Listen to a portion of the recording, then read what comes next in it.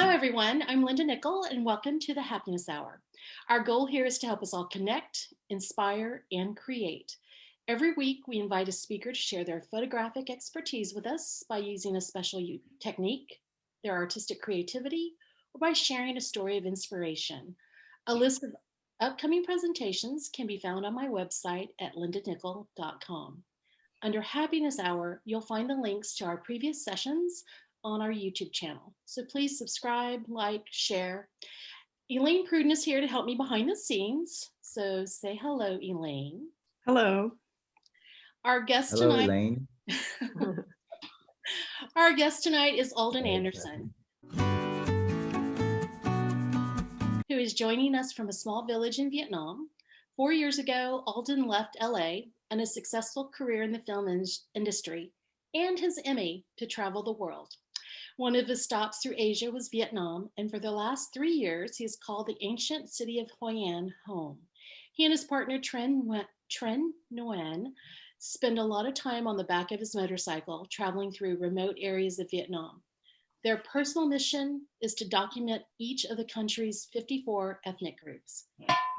In his presentation, Vietnam, the People, Alden will share some of his favorite images and a behind-the-scenes peek of some of those encounters with the locals. He'll also share his thoughts on approaching strangers and making street photography personal. So welcome to the Happiness Hour, Alden.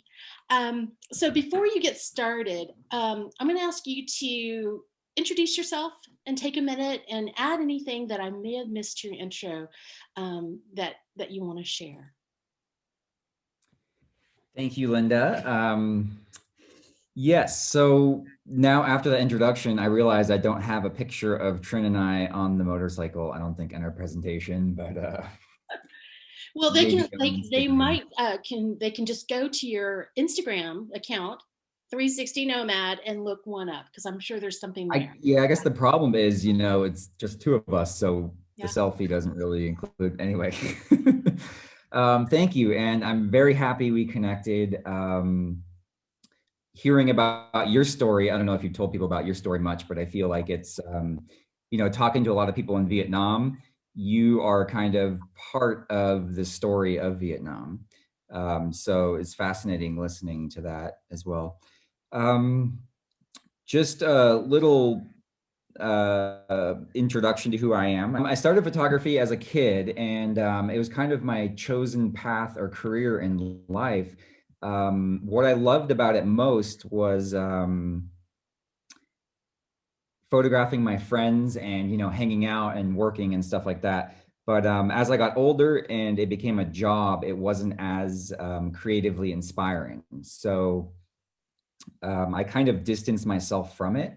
And I began my career in the film industry.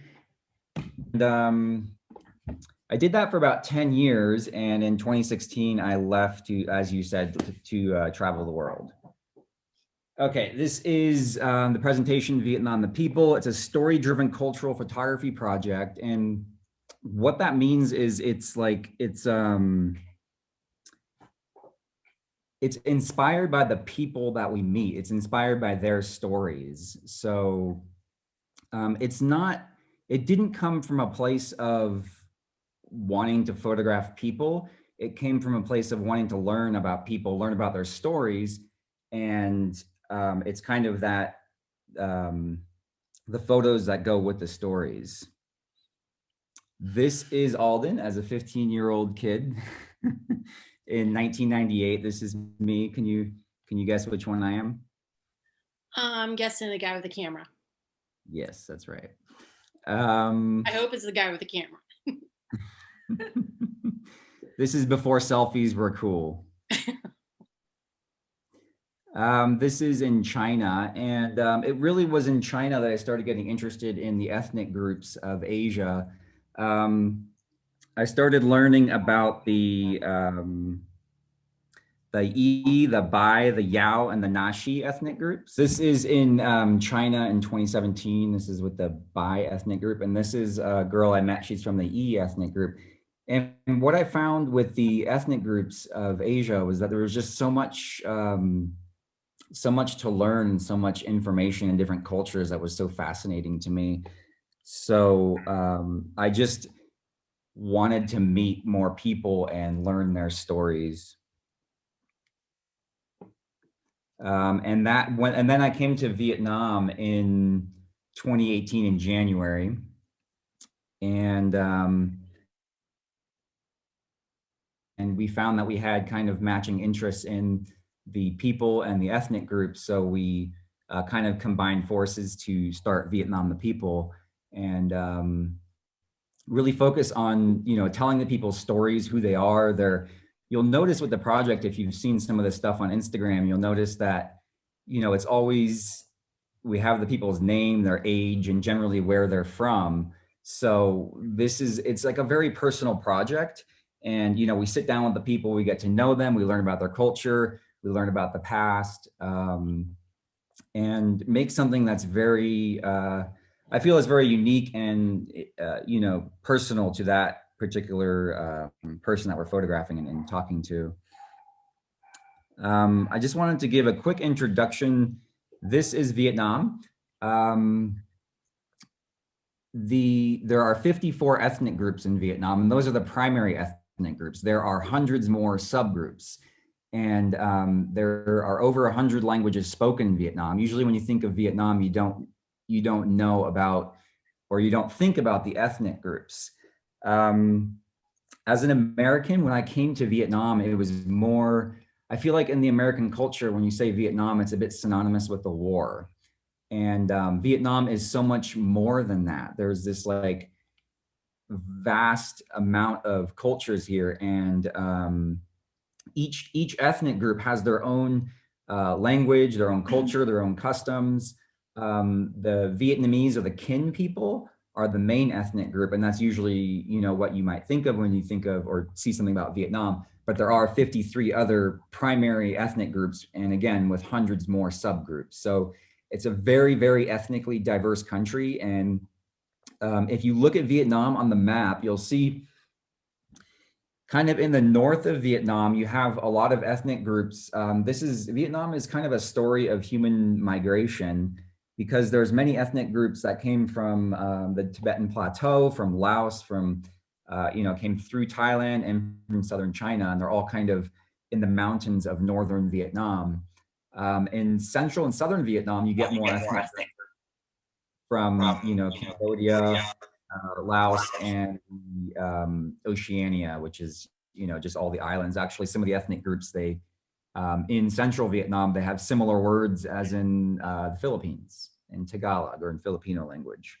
So you have this like really mixed, really diverse country that is not generally, your average person generally won't see that when you come to Vietnam.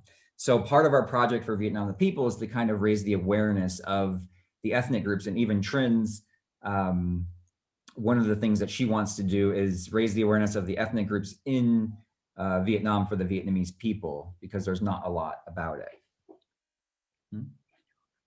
And the whole world, she says. This is Trin. You can't see her on the screen. Do you see her? No, I don't. Oh, she peeked in, but she's shy. Okay, she's here. Okay, so that's a basic introduction. We started Vietnam the People, and so now we're going to kind of give you an overview of some of the people that we've met, some of their stories. It'll focus more on the stories of the people and kind of some background stuff about them. I like talking about the people more than myself.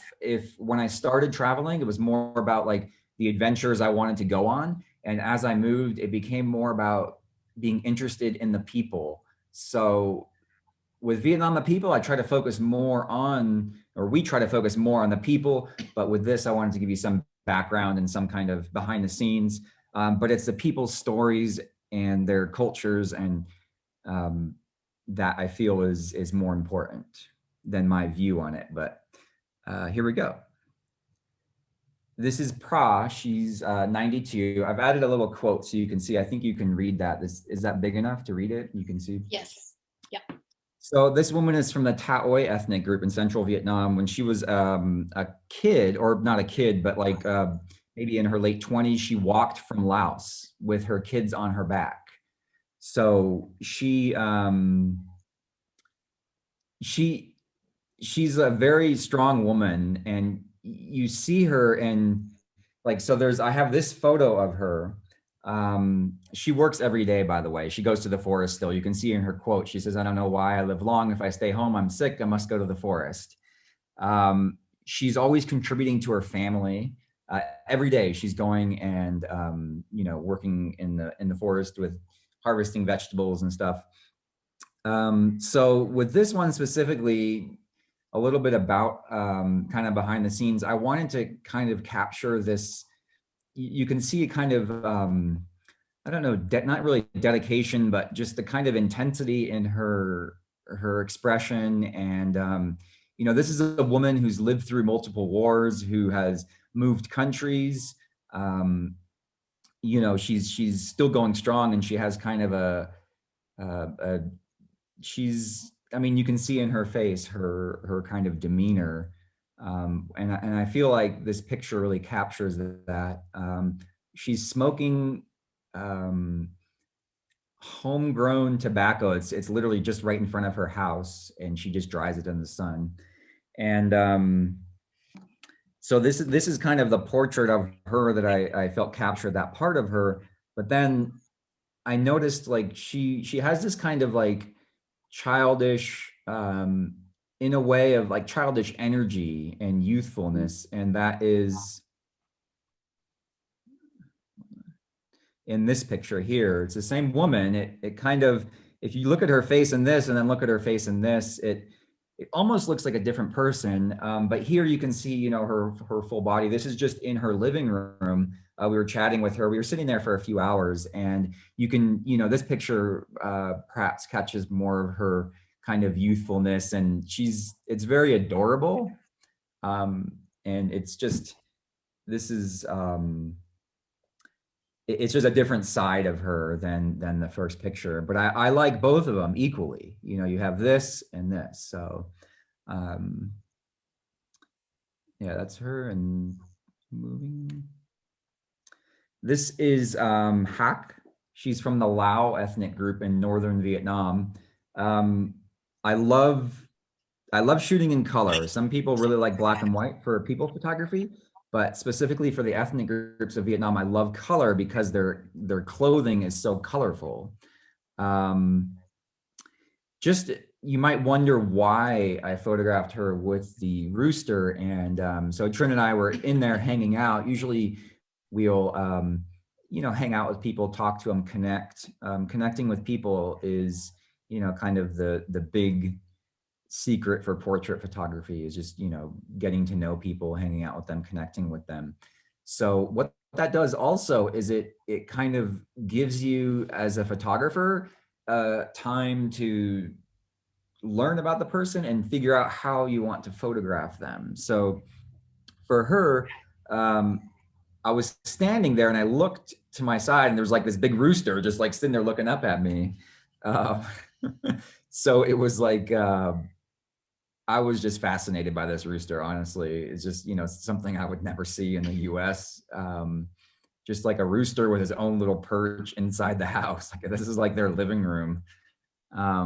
So, and I asked her about it. You can read her whole story, but just a quick summary. She has this rooster. She puts it in the forest and in a trap, and it crows and it's like, "Hey, this is my territory." And all the other ones come over like, "Hey, you want to fight? You want to fight?" And then they get caught in the trap. So it's kind of like the bait rooster. And yeah, so this is the portrait of that. And the lighting here is kind of just a soft, even front lighting, which isn't how I usually shoot, but just on the technical side, it's just reflected some light kind of directly back in her face. It works well for younger people. Moving along. Also from the north of Vietnam, you have the Hani ethnic group. This is true. This is actually her house, is like a homestay in northern Vietnam nearby. But I wanted to include this because I was so fascinated, include the background, that is.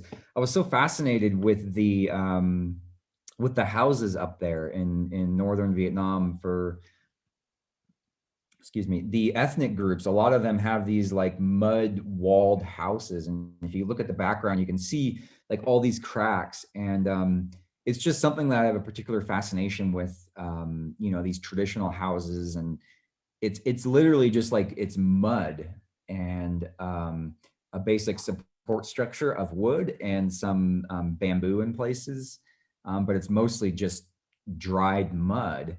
And it's supposed to keep it warm in the winter and cool in the summer. Um, so with this ethnic group, they have this is their traditional clothes. All of these people from these ethnic groups, they have their own unique clothing, and most of it is handmade.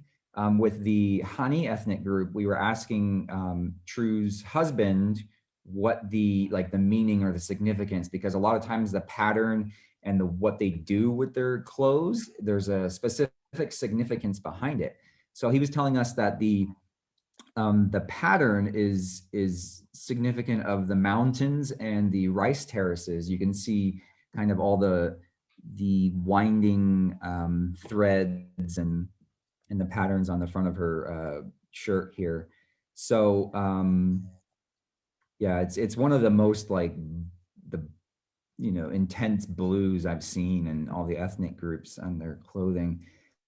Um, the next picture is Linda asked me to kind of give it some scenic stuff, give it some maybe establishing. This is northern Vietnam, more dramatic, but I just kind of wanted to show you. This is just out the door of this woman's house in this valley that she lives in, and this is one of the rice terraces. So you can see, it's a very hilly landscape, so you have to terrace the fields to make rice or to Alden, what grow time of rice. year, excuse me, Alden, what time of year was this taken? This was in like July, August, late July. Harvest is usually in September, so this is like mid-cycle in the rice. It's very, very green. And when it gets to harvest, it kind of turns a brown. But when you get the sun like this behind the rice, it really makes it glow like this very verdant green. It's like a green I've never seen in my life. The rice when it's like mid growth and the sun shines behind it. Alrighty, here we go. This this was a very chance encounter. It's almost kind of like a street portrait, but we were just driving down into this village, and all of our stuff loaded up on the motorcycle, me driving, Trin's on the back, and it's getting dark. And this woman like comes like trotting down the road with this giant canopy of like palm fronds. And it was just like such a bizarre and intriguing like sight to me. So we stopped the motorcycle real quick. Trin ran over and asked her, "Hey, can we take your picture?" Usually we kind of hang out with someone and get to know them, but this was just a very like happenstance encounter. And it's interesting. So Trin asked her what they're called, or the leaves. She said they're for building she's building like a kitchen for her house. And she said she doesn't know the word in Vietnamese. And kind of the point, one of the points about the culture that this highlights is a lot of the ethnic groups, especially in northern Vietnam, they don't actually learn Vietnamese until they go to like the Vietnamese school. They learn their ethnic language. So her language would be Yao. It's you can see it's red. DAO is pronounced Yao. In China, it's actually spelled YAO. It's they're related to, I mean, it's the same ethnic group in China. So in Vietnam, this is how it's spelled. So she's the red Yao, which is I mentioned before, there's 54 ethnic groups. This is one of the what they call a subgroup. So just so you know, when it has that designation. Um, so and you see her, what she's wearing, this like beautiful, these are like her ethnic clothes that she's wearing, all hand embroidered. The cloth is made on a brocade, and all of the kind of intricate pattern you see is all hand sewn. It's really incredible. It's really beautiful. And then she's got the green gum boots, which I just loved. You know, color wise, as a photographer, that just really goes with. And she happened to be walking by this beautiful waterfall. I mean, like, I jumped off the motorcycle. Trinh talked to her. I had my flash set up in like 5 minutes, the fastest I've ever, and boom, and less than 10 minutes, and she was back on her way home. So this is kind of a unique case, but I really like the picture. I like her, you know, even just a little bit of the story about her life, and just the whole thing was very quick, but it was this kind of stuff like this would happen as we're driving around the mountains. This beautiful woman is 102 and also from the Red Yao ethnic group. And she actually doesn't speak Vietnamese. And again, that just, it highlights this, you know, very diverse ethnic cultures in Vietnam. She is a, what do you call it, a centenarian. You'll notice a lot of the people here are, you'll find a lot of older people on, if you look at the Instagram. I love meeting and talking to older people. I find I connect more with like old people, even if I can't speak to them. There's just kind of a connection with them. So this one, we were asking about her clothes. Her daughter-in-law actually made these, embroidered these clothes for her, and I actually have a close-up here to show you. So this is, you know, each thread, all hand done. It's just, I'm constantly fascinated by the handmade nature of their clothing, and all the stuff that they use, or a lot of the things that they use is all like beautifully handcrafted. So you also have a lot of kids, and they still have, you know, a very strong culture, and a lot of cases. These three girls are from the Si La ethnic group, one of the ethnic groups of northern Vietnam. They're one of the smaller ethnic groups. I believe the top five, one of the top, in the top five smallest ethnic groups, less than 1,000 people, and I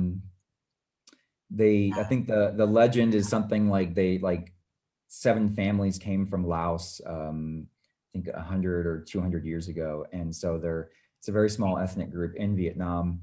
But I was just very impressed by the culture of this village. When you go to a village in Vietnam, an ethnic village that is, in the mountains, sometimes you will see people wearing their traditional clothes. But most of the time, a lot of times, in my experience, the Yao ethnic group, they will wear their clothes in everyday life. Most of the other ethnic groups that I've met, maybe the Hmong also do that as well. Most of the other ethnic groups that we saw, you'll just see like these girls here. I'm going to show you the next picture. They're just wearing like regular clothes. This is Trinh telling him to be a runway model. Trinh is really, really good with kids and connecting with people. So it's kind of the secret weapon of Vietnam, the people, is Trinh. But here she is like being silly with all the Silla girls. But I wanted to show this picture because it highlights the fact that you may not, like, if you were to go on your own and just drive through this village, you might think, oh, these are just Vietnamese people like Kin, or, you know, they lost their culture. But you hang out with them, and, you know, we were there for a, you know, a good part of the day, and you learn about this beautiful culture. Look at these 5 girls, and they wear their ethnic clothes to school every Monday. And that's one of the things in Vietnam that I've been pretty impressed with, I guess, is that the most of the ethnic groups in Vietnam, they wear their ethnic clothes. The kids wear their ethnic clothes to school one day a week, or many of the ethnic groups that we've seen. So again, it might not seem like they have a strong culture, but when you hang out with them and get to know them, it's a different story. Question that's been sitting there for a little bit. So let me just Yeah. ask it so we can get it out of the way. Meek is wondering, do you speak Vietnamese or do you have a translator? So this girl here on the right is Trinh. She's the Kin ethnic group. She's Vietnamese. Trinh is my girlfriend and partner, and we always travel together. I speak a little bit of Vietnamese, but there's no way I could connect on the level that we do with the people without having Trinh there. So that being said, I don't want to create the impression that you can't connect with people if you don't speak Vietnamese. You couldn't get these stories, of course, Sure. if you didn't have a translator or someone who speaks Vietnamese. But before I met Trinh, I was traveling around Vietnam and I had connections with people. They just weren't very detailed. I'm not going to say they weren't deep connections, but they weren't, I couldn't get their whole story. I would sit with them and just, hang out, trying to use Google Translate and, Right. smiling and pointing and stuff like that. So, it's a different type of connection when you have somebody that speaks Vietnamese. Absolutely. Can I take this moment to ask about dialects then? Because I would think that some of these, like the further mountain tribes, they have Right. dialects, but I would, is there also a common baseline, you said, Vietnamese when they start going to school and learn Vietnamese? So there are different ways, just like the US, when you have English on the West Coast and East Coast. Uh-huh.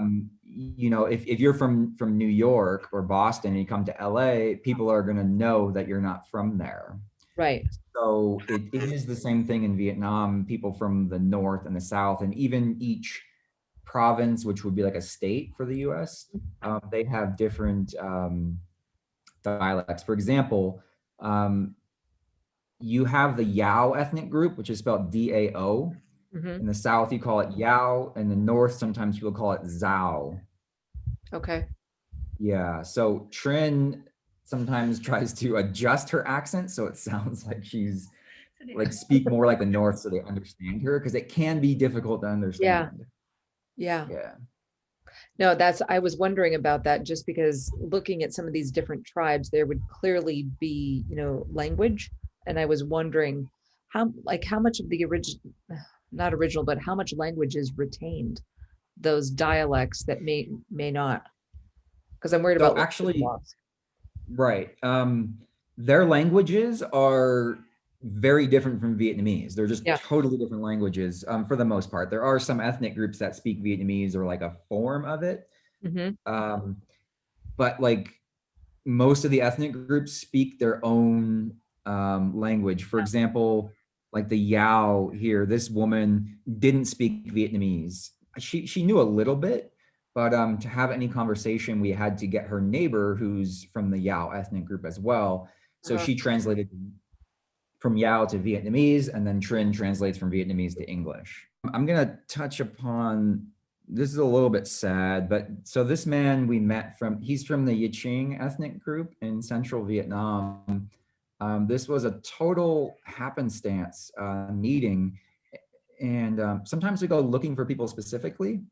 Sometimes we just randomly drive through villages and talk to people. And I don't know, it may seem odd to people or different, I don't know, but sometimes we just have a feeling for somebody from afar.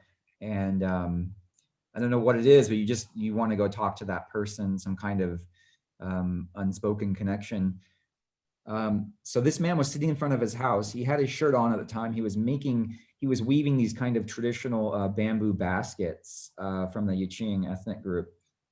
And this is in central Vietnam in the mountains. And I was taking his picture, and then we were talking to him about the past. I'm very interested, very curious about how people lived before. And he told us that he wore very little clothes in the past. He actually referred to the past as the Iron Age, which was very interesting to me because that's how I refer to it, as most of these people about his age were born at a time when technologically it was probably about the Iron Age Europe. And they've seen, progression from Iron Age to modern digital communications in one lifetime, which to me is just so fascinating. So I ask questions, with Trinh, we ask questions about these types of things. So when he was a kid, when he was younger, he just wore almost no clothes. And so I asked him to take his shirt off so I could photograph him. And his chest is covered with scars. These are scars, as you probably read the quote, but from the French War.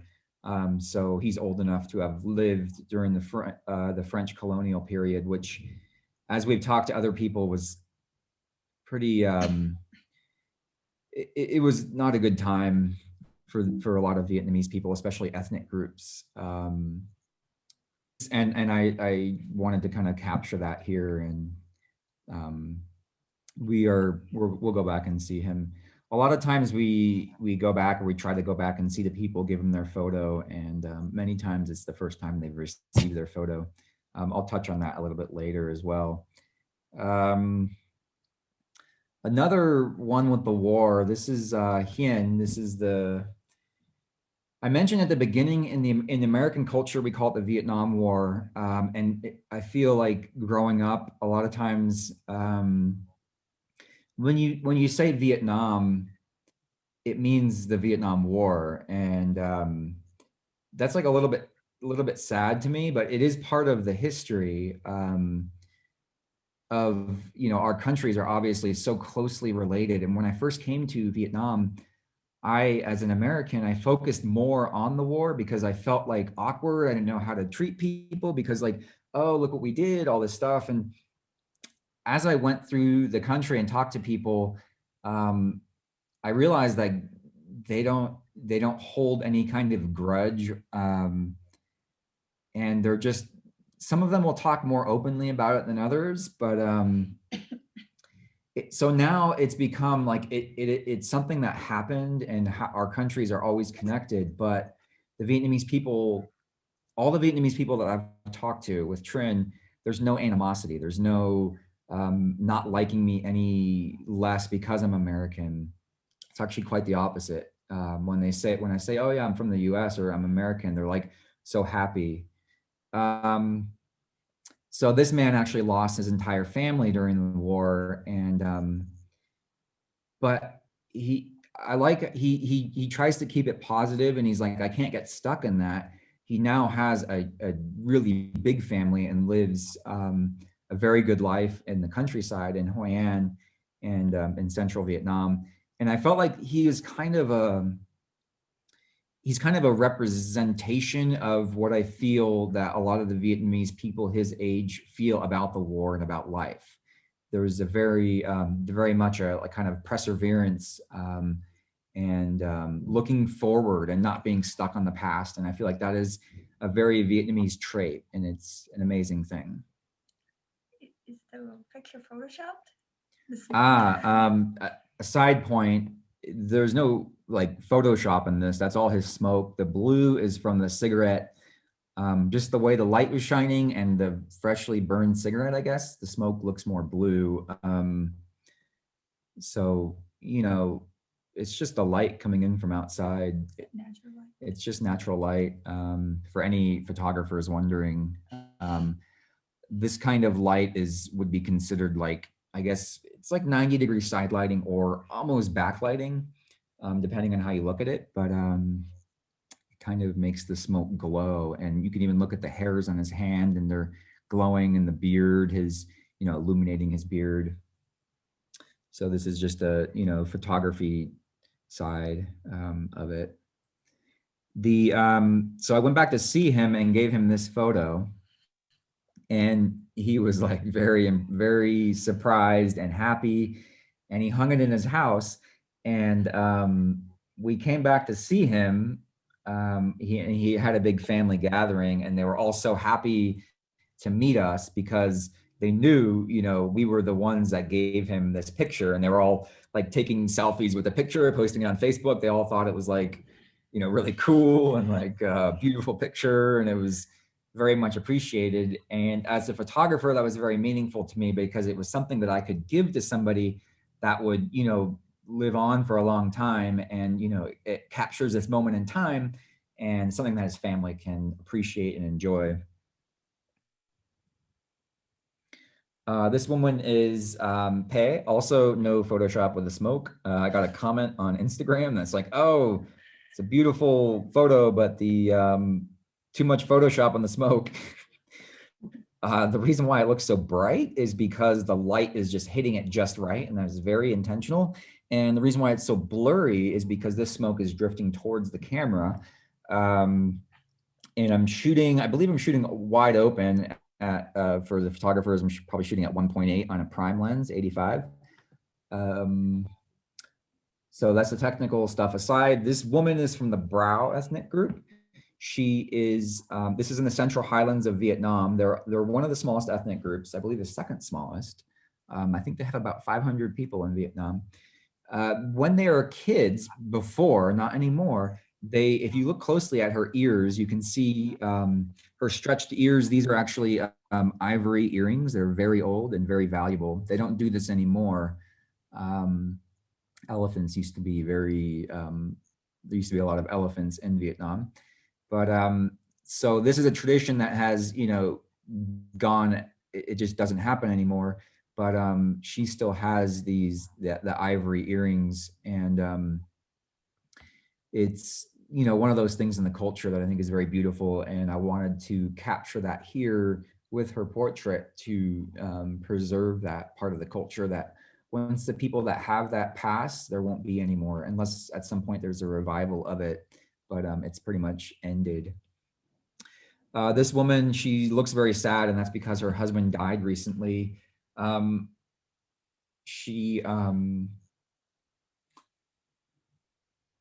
We were sitting there and photographing her and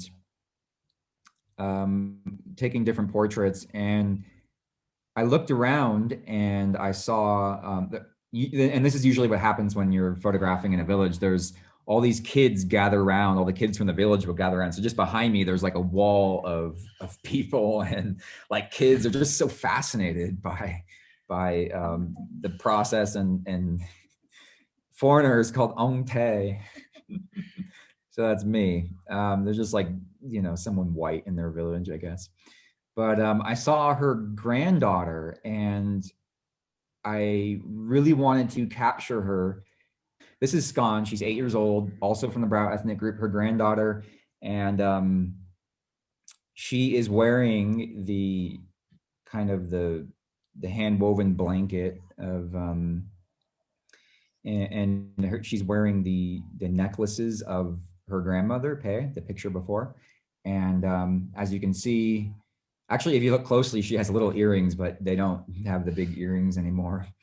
They don't do that usually they would do it when they're kids, probably actually about 11. But anyhow, she has this like also kind of an intensity in her demeanor, and I wanted to capture that.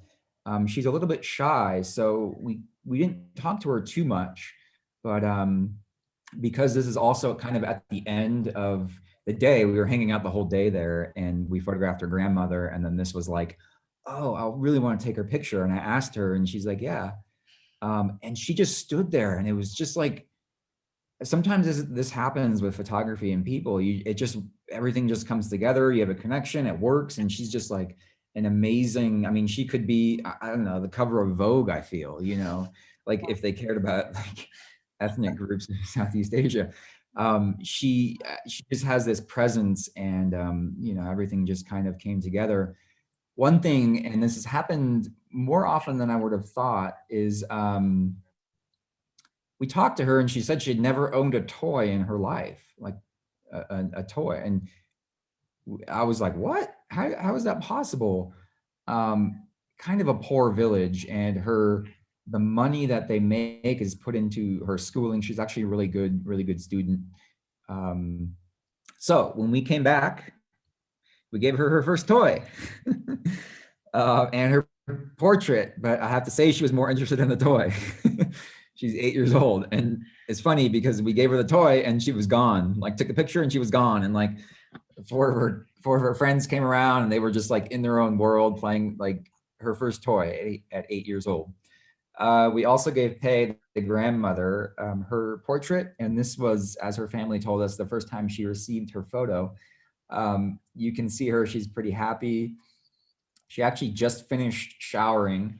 I just wanted to add that detail because she isn't wearing a shirt, and this is how they dressed before, I would say, like before the French came. In the past, this is how she would have dressed. And you can see her ivory earrings. And I'm happy that we could bring this happiness to her and give something to her that she would cherish. This is a woman we just met, Pham. She's from the 42, from the Lao ethnic group in northern Vietnam, and she's kind of half wearing her traditional clothes. And what I mean is, you look at her skirt, and this is all hand woven on a brocade, and she has this bag which is like so beautifully made with all these colorful beads. She's out there in the rice fields working with her hoe all day with this is exactly how she looked. Like sometimes we ask people to wear their ethnic clothes. This is how she looked. And I love this because this is more of an environmental portrait, which I like to capture if the scene lends itself to it. And she talked about the mountain behind. Oh, by the way, all the stories for these people, you can read more about the stories on Instagram. But she talked about how the mountain creates the water for all the rice fields, and she's working in the fields all day. So this kind of captures that environment that she's working in all day. This woman, 108, it was funny to me because she said, you just look at her and you can tell that she's happy. And the thing that she said was, she's looking forward to living with her relatives because she's like outlived everyone, all of her relatives. So now she's looking forward to kind of what I was like the afterlife, and but not in kind of a dark way, and kind of a more of a looking forward to the next phase of existence, I would say. This blanket she's wrapped herself in is she made it herself. It's hard to say exactly when, but she was saying like between 40 to 50 years ago. It looks very good because it's not dyed at all. It's just cotton, except for this kind of highlighting of the gray part of the blanket. The lining is dyed from a type of mud, and you can see around her head, kind of her headband and her necklace. These are special seeds from a tree. It's very meaningful for her. And we went back to give her a photo. You can see here on the left, she's from the Sodang ethnic group. Also, it's a subgroup, it's called the Todra. But she was so happy to get her picture. So cute. I love it when we give someone their picture and it just really makes their day. It makes me equally happy to see them so happy. And this other woman on the right, she's 100, from the Yarai ethnic group. She is so funny. She's like, I want to live a long life like my grandfather. Her grandfather had 7 wives, but he only got remarried when the wife died. So he just lived so long, his wives would die and then he would get remarried. So she is the granddaughter of his third wife, I believe. Her mother was 120. So very good genes. And I photographed her. You can see her picture that she's holding. She's sitting there so cute, so happy. Like, it's happy to have a visitor. A lot of times you give these people the time of day. You sit down, like I just like sit down on the floor and we talk to them, and they just, a lot of times older people, they really, and anyone really, they just really enjoy that. I mean, these are like, they're equals, you know, they're people, they have stories, they have lives, and you know, sit down and learn about that thing, and they're really really good people, and they really appreciate that. So she's sitting in the exact same position that she was in the photo, which I really loved, and she's just like, it's a great woman. That's where she sleeps too. Yeah. This is Grandma Mac. She's over 100. I have 106 written. As one thing about age is, like I said before, most of these people that are this old were born at a time which would have been like Iron Age, in terms of, you know, technology, and that includes record keeping. Nobody had a birth certificate, you know, back then, like 100 years ago. So the age is a little bit uncertain. They got birth certificates in the 70s, so it's more about the reporting or recording their age based on the people around them. So that's what, she's 106. She actually passed this year. Such a wonderful woman. I saw her, I was in her village. I was, Trin and I were photographing someone else, and I looked over, and her hair, just this beautiful white hair, like so full. And her smile, I walked over and she just smiled just like this when she saw me. And such a beautiful woman. And we came back to meet her a number of times, and every time I would bring a sandwich, and she was sitting in front of her house, letting the morning sun just like warm her, and I would just sit down next to her. She doesn't speak much, and she doesn't speak much Vietnamese. She's from the So Dang ethnic group. And I would just give her my sandwich, and she would just beam at me like this. And you can see that picture in the middle, her and I, and she's looking at me. And I feel like this is a picture from Trin. All the pictures of me, of her with her, are from Trin. But it was just such beautiful moments with her, and her smile is. I would every time we saw her probably like 4 or 5 times, and we would just bring her like a little care package of like food and things, and just share them with her. And a wonderful woman. She is, just as a quick side note, the shirt she's wearing here in her portrait is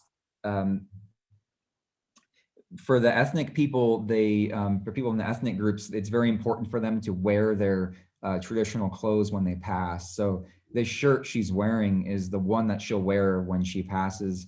And someone tried to buy it from her at some point, but of course she doesn't want to sell it because it's so valuable to her. This was particularly touching to me. This is the Romam. How are we doing on time, by the way, Linda? I'm kind of totally lost track of time. You know what? Oh no, are we getting close? I'm just going to let you talk and go as long as you want. And if anybody needs to leave or wants to leave, they can click off. But I want to hear it all, because this is a treat for me. Okay. Yeah. So, and we also call this Linda's selfish hour. So just keep going. Keep going. Yeah. Mika says, you know, and it's true. It's very obvious. Your connection with these people is it just shines through. She is curious about your lighting techniques. Or can you tell us what you use? Maybe some. Yeah. So when I mentioned before, I would say the number one thing about portrait photography is connecting with the people. So, and I mean, like, in connecting with them, like genuinely, I think you have to be genuinely interested in the people that you photograph. Second is light, and I am very passionate about light. I love light. I love looking at people's faces, seeing how the light is. Since I was a kid and I started learning photography at a very young age, I looked at light. I read all about light and the different types of light when I was like 14 years old. So I do try to, and you can't always get the best light for every person. These are like real people. They're not models. They are in their houses most of the time or on the side of the road. So that is the next challenge as a photographer after connecting with the people, is finding the light. For the majority, I would say it's just using the natural light. I did, I do have a flash that I've used a few times. For example, I'm just going to skip back. This shot is with a tiny, for those who wonder, I shoot Nikon. This is with the little SB800 with the little Octobox softbox. It is a kind of a pain to travel and set it up, and so you're not going to get the same. You just have to deal with that part of it. But mostly, it's just natural light. This woman. To the left, camera left of her, is a door. And in Vietnam, I love shooting in people's houses because you have these beautiful walls, these beautiful colored walls. You also have closed houses, if that makes sense. Like you can turn off the lights and close doors and windows and just leave one window open. And you can't, this isn't the same as like houses in the US usually that are more open. You can get this kind of beautiful window or door light coming in. And sometimes I'll use a reflector to bounce some light back, or a little like highlight on one side or something. So that's like this shot here is literally just the sunlight, you know, as it's going down through a door.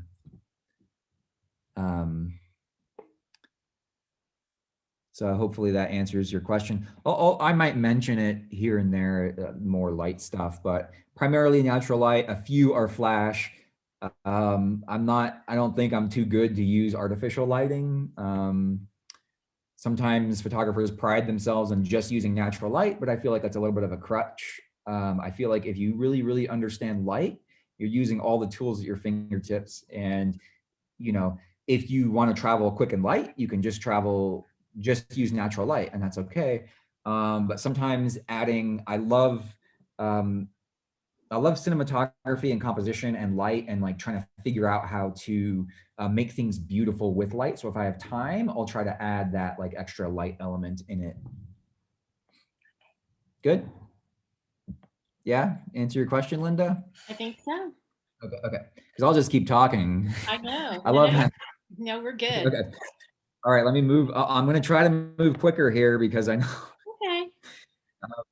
This is the Romam ethnic group.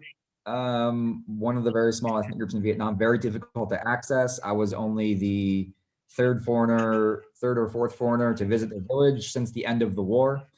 This little girl, Sen, she had never had a toy before, so look what we did. You probably already figured it out. We couldn't go back to the village because it took us a week to get permission to go into this village. So we gave it to we were lucky. Otherwise, it's like 1 month or something. Yeah, Trinh so we were really lucky to get access to this village. Just because it's near the border, it's a politically sensitive area. And like police and we had to go to like 2 or 3 different police and military bases, and we got escorted by the military and police the whole time. Very nice people, but you know, it's just a sensitive area. So we gave them, we gave one of the police officers, I gave pictures. We photographed like 4 or 5 different people in this village. So I gave them all their printed photos on wood and gave this little girl her first toy. I would have loved to have given it to myself and seen her face of surprise, but you know, it's more about that she has it.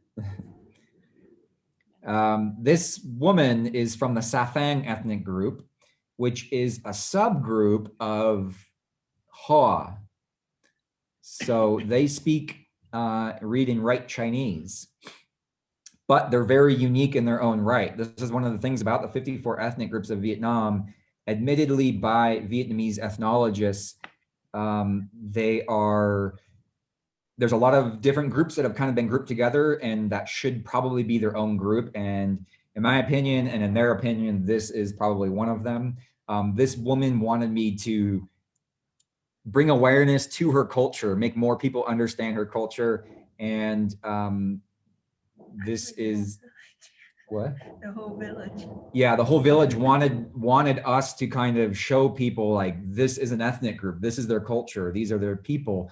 They hand make, almost all the people were wearing their ethnic clothes, hand woven. Like the fabric here isn't brocade fabric, but all the other details are all hand woven. She's pregnant here.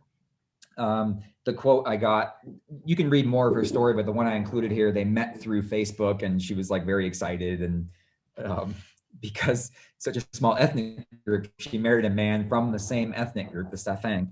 And they even make their own shoes that they wear every day. These beautiful, like handcrafted shoes. She gave a pair of the old ones to Trinh, who still has them. And a shirt. And one of the shirts, just like she's wearing here. Such nice people. So this picture appeared in Vietnam's biggest culture magazine. So I felt that was a nice thing to give to her about sharing her culture with the world. Now, everybody that was on Vietnam Airlines in January 2020 probably saw her picture. This is her baby, baby V, born September 30th, 2019, my birthday too.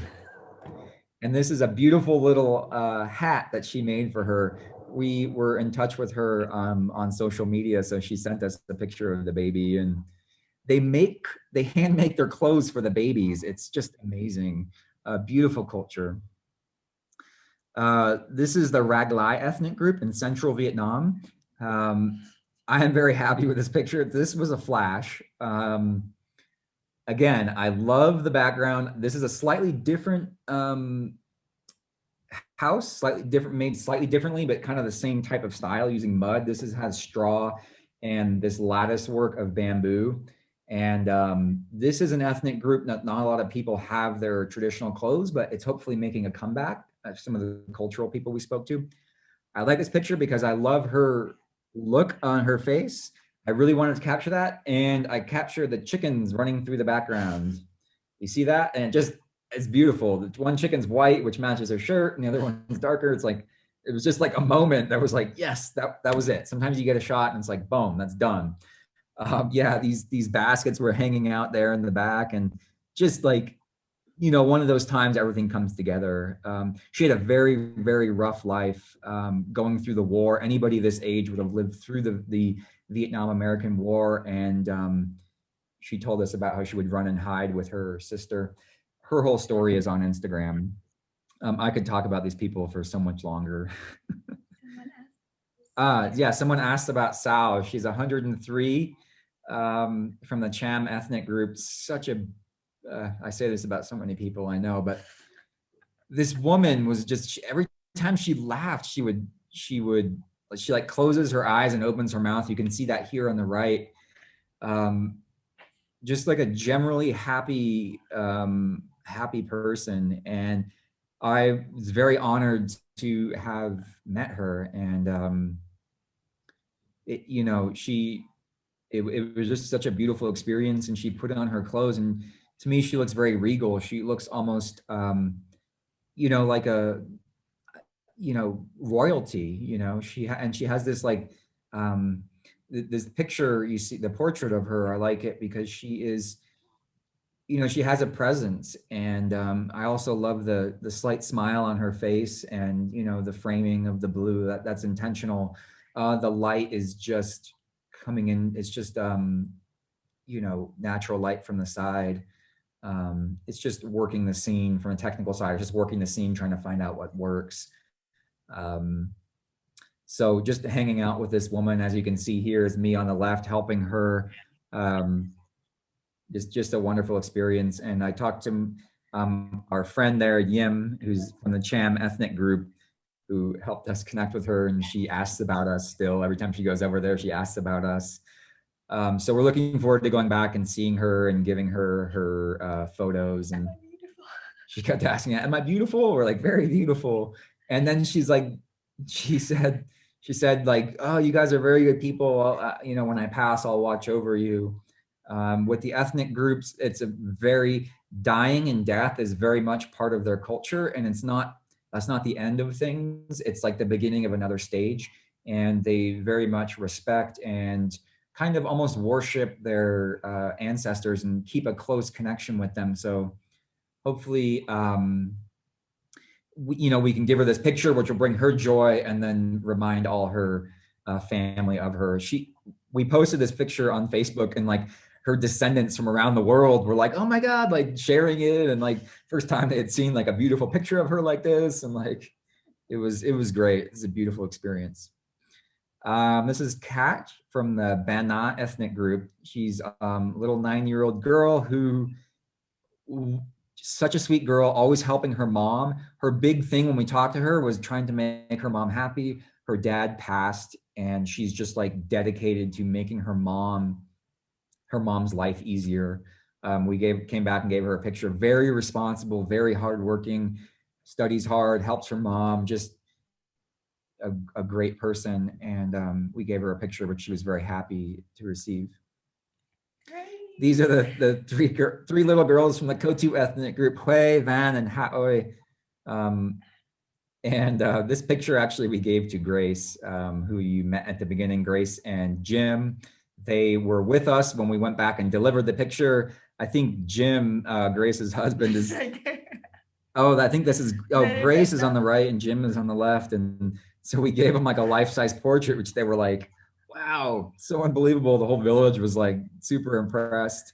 I just love this picture. Love these, like, these little girls. I'm happy. This is the community center that it's a stilt house that the picture is now hanging in. So I was really happy we could give that to them. Okay, just to end this section, I wanted to show some of the stuff that we have to deal with driving in Vietnam. It looks like a big bike, but it's actually only 125 cc's. It's a road bike. So, dealing with stuff like this is just like, it can get pretty difficult. This trip, actually, we were driving for like 4 hours on this really, really rocky, steep road, dealing with the rice fields would pour over. And this is what happens when the rice fields pour over into the road. And on the right, you can see me on this, like, you can't get the full picture. I would have to have a drone, but it's a 500-foot drop on one side, just past these green ferns and just rice fields, terraced rice fields on the other side. We actually fell over this day with Trinh on the back. We were going up too steep. My bike stalled and we just fell over, but we were okay. Just wanted to give an idea of kind of what we deal with in this. Okay, moving on. This is in Hoi An. This is kind of the part on street photography. Now, street photography for me wasn't where my heart was, because I love connecting with people, and street photography a lot of times is a bit distant. You can connect with people, but generally you're shooting stuff as it happens, as scenes go by in everyday life. And this is what I would say is the ultimate depiction of street photography. I mean, it's even on the street, though it doesn't have to be specifically on the street. You're shooting stuff that's happening in life. Nothing is, generally, it's not posed, and it's not like, I guess you could shoot straight portraits, but you're generally just shooting stuff as it happens. This was just one of those moments. I was just like, I love this wall. I love the shadows on the wall. I love the blue. And this woman came like cruising by on the back of a bike. I love how she's sitting. It's so Vietnamese. She's wearing her non la, her hat. It's called a non la. And the clothes that she's wearing is very Vietnamese. I call it a pajama suit, just because that's kind of what it looked like to me. An endearing term. It's a matching clothes, kind of loose fitting. A lot of Vietnamese people wear, and it's blue and yellow matches. So with street photography, like I said, I generally wasn't drawn towards it because it wasn't very personal. But what we're trying to do is we take people's pictures as they're going about their lives, and then we go back and talk. We go back and try to find them, which can be very hard. This could be a whole 2-hour talk in itself. So I'm just going to touch on a few pictures here. So this is Hue. This is in the middle of the flood in Hoi An. This is this year in October.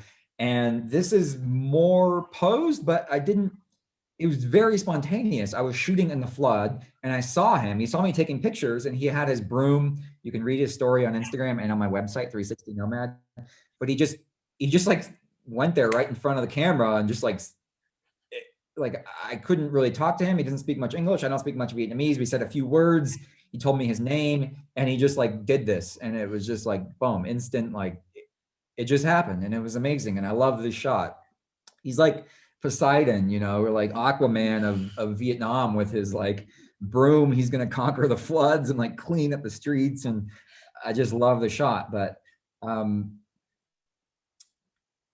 this was another shot. We just saw this woman a lot of times in places. There's a rhythm to the morning, a rhythm to the day.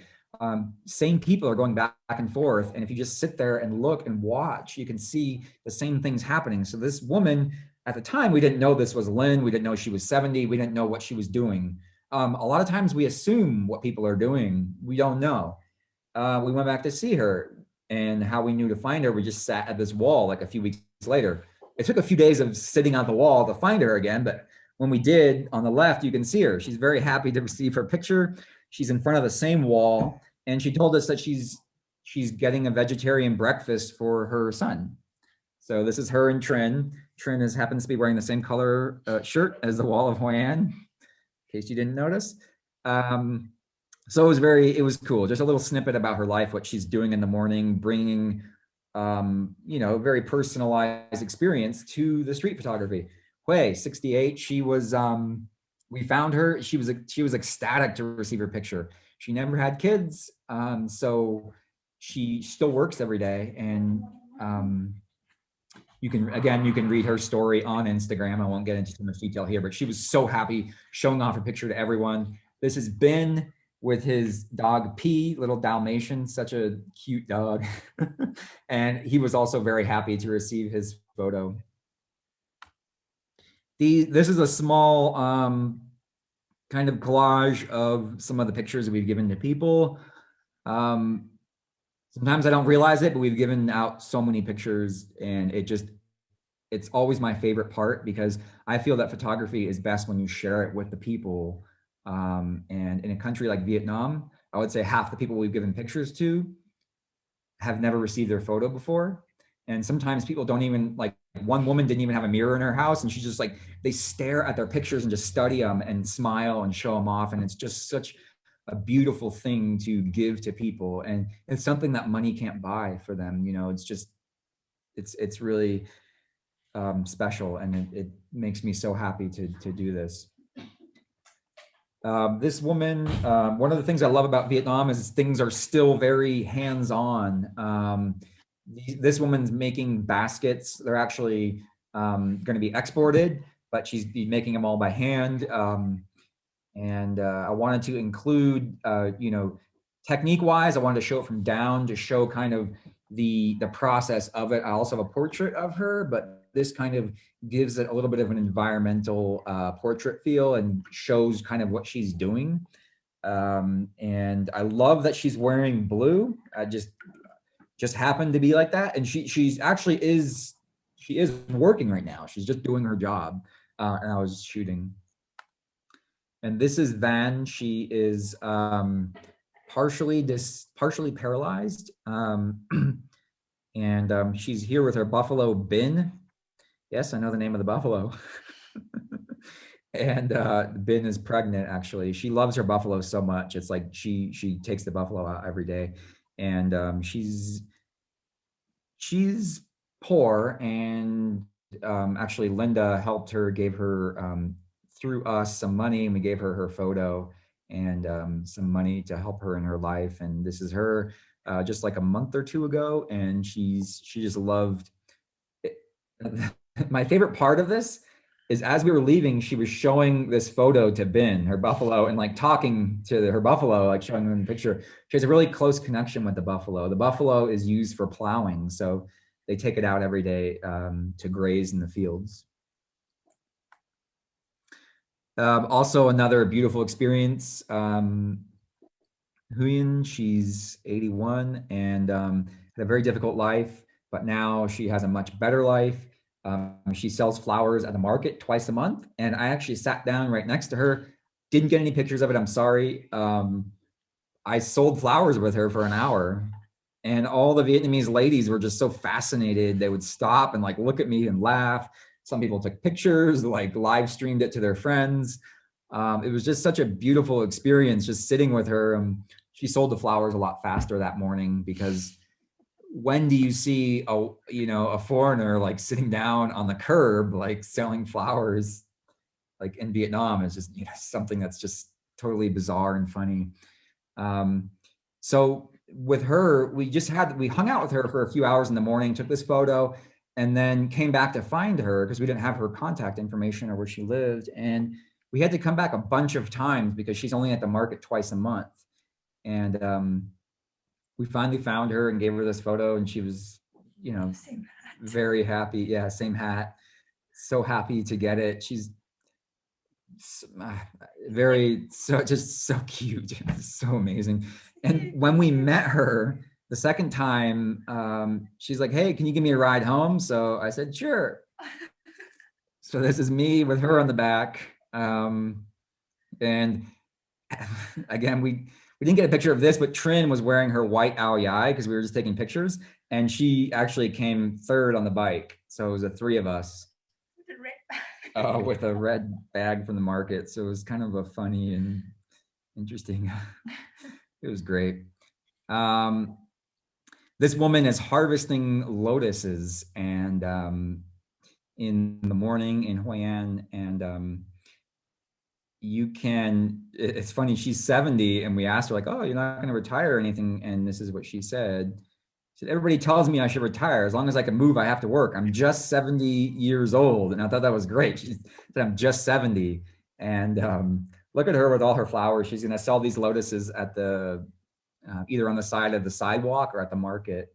But it was so funny. She has this like this demeanor. She's like super friendly, but then like she's like won't take any crap from anyone. Like she has the rice field behind her, so she harvests a lotus and she has the rice field, and like these younger guys were like talking about the rice field, and she's like, no, she was telling them what's up. She was telling them what was happening and like when the rice was going to bloom and like all the stuff. So she definitely had a presence. Okay, and that brings us to near the close. This is Dai. She is 82 when we took this picture. Now it's a few years ago. She actually, her job is she just poses here next to this wall in Hoi An, and people come and take pictures of her and give her money. She's not poor. She actually makes quite a good living from this job, because tourists are very nice and they see an older woman and they just want to give her money. So she does pretty well. An interesting thing, and I noticed this about Hoi An, we would go around and talk to people, photograph them, get their name, get their story. And so other people start learning her name and start using it. And I feel that brings a closeness to the people because you know who they are. And there's a lot of these similar, like same faces around Hoi An. And we've kind of been posting on Instagram and on our Facebook page their stories, and then more people get to know them and get to know their names and then start using their names. And I think that's what happened with Linda. This is a little bit about her life. She grew up during the war, or she was working with the Americans and the Koreans during the war. So she said she can speak Korean and sing their national anthem, which was kind of funny. So yeah, this is how Linda and I met, through this photo on Facebook. Drum roll. Drum roll. Okay, so I'm going to tell a story, and it's about Dai.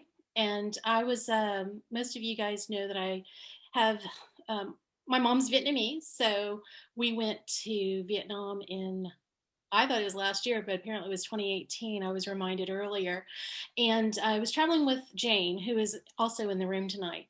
And Jane decided to sleep in, and Linda decided to do one. It was our last morning there, I believe. And I wanted just to roam the streets, because the night before, the streets of Hoi An are lit up. There's so many people.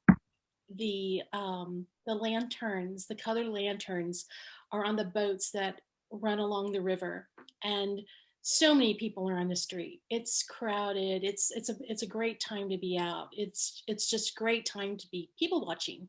But the next morning, there is nobody out but me. And I decided to sit because I liked that wall, and I figured somebody's gonna walk by. And I was fiddling with my camera, and Di walks by, and I knew I saw her coming, and I thought, okay, just keep going, keep coming straight. And she did, and I took a snap, and she heard the snap because she didn't see me. I was sitting a little bit further back, and she looked, and she had the biggest grin, and she walks over to me and broke in English, you know, take my picture, take it again. And I said, no, I've got the picture I need. And then she's like, you want fruit, but you don't have to buy fruit. So we had a very limited exchange. It was very sweet. And then it was over, and she went on her way.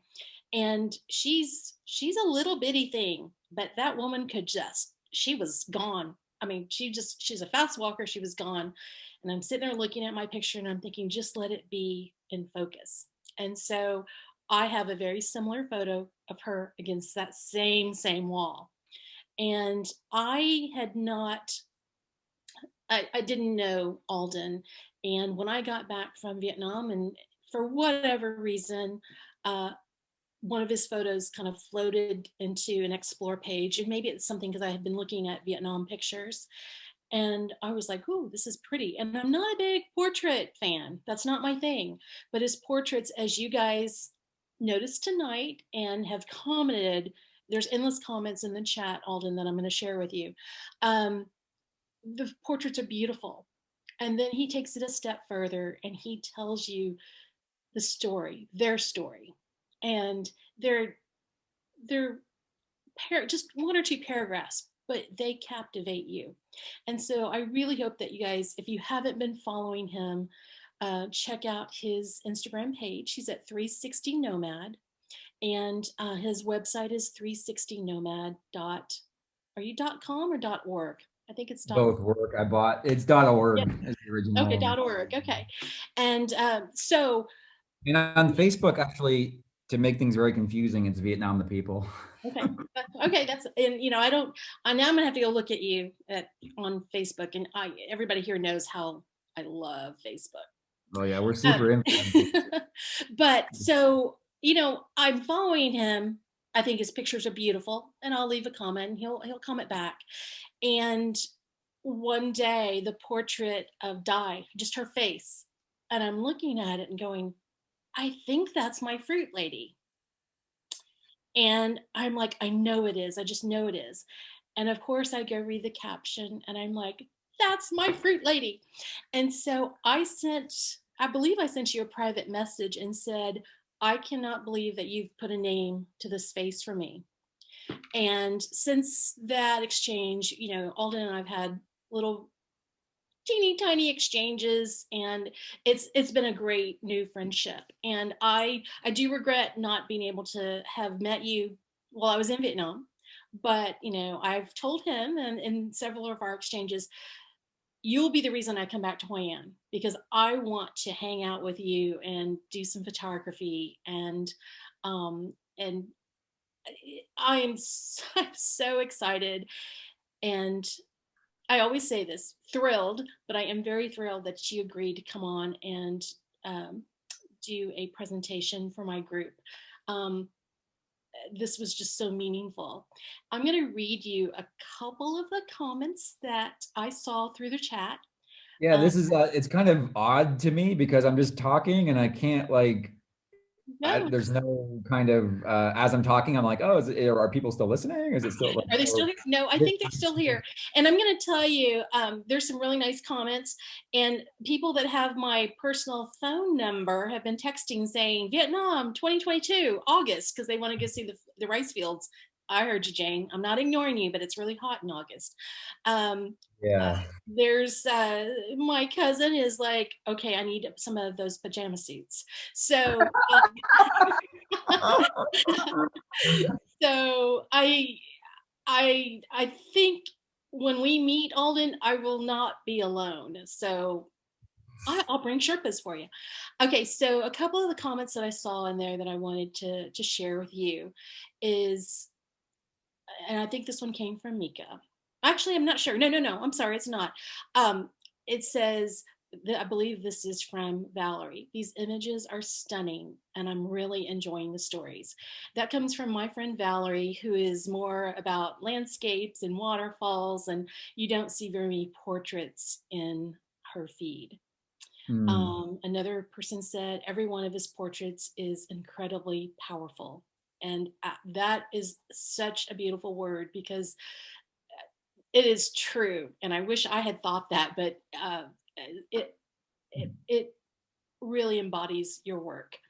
Um, I and appreciate it was just, it's a treat, Alden. And I know this took time for you out of your day. And, you know, there's a 13-hour difference. So he got up a little early and, well, he says he gets up early to go do his photography, but we all know it's hard to talk right first thing in the morning, but you did beautifully. it. And I certainly appreciate it. So I'm going to let you, anything you want to wrap up and then I'll close you out here. Well, I really appreciate everybody that joined, and I hope that like our passion came through, and you can, understand a little bit more about Vietnam and all of the different cultures of Vietnam, and maybe learn. I hope you learned a few things and enjoyed the time. And again, thank you for joining. This is something Trin and I are both very passionate about. So I always love talking about people and their stories, and Me too. yeah, so thank you. Me too. That's the best part for me is, one of the things of this program is to connect, inspire, and create. And for me, it's about the connection. And you've done it where you've inspired this group to maybe think a little differently about when they're traveling and looking for different subjects and taking the time to maybe talk with one person that's maybe doesn't speak their language. Who knows what you've inspired someone to do? And guys, go out and create it. That's what I really hope that you're doing. So okay, guys, let me just wrap it up a little bit. One of the things that we haven't If mentioned yet. anybody Go ahead, if Alden. anybody has any questions, I love talking to people. It was a little bit hard for me to start because I'm just like talking to a screen, and I don't like talking about myself. But I love talking about people, and I actually teach photography here. Trin and I do photography workshops with a focus on the culture of the people and connecting. So it's definitely something I'm passionate about and like talking about. So I would love to, if anybody has any specific questions. I did mention a lot of technical things, aspects to the pictures, but I'm always happy to talk if you guys want to hang out for 10 minutes or so. And Alden just touched on it, but he and Trinh do run cultural and photography workshops, and you can connect with him through Instagram he's at 360 Nomad, or you can find him on his website at 360nomad.com. Next week, the lovely Jama Pentel will be here with us with a presentation called Your Brand, Your Story. So until next time, go out and create something beautiful, and I hope that we see you next week.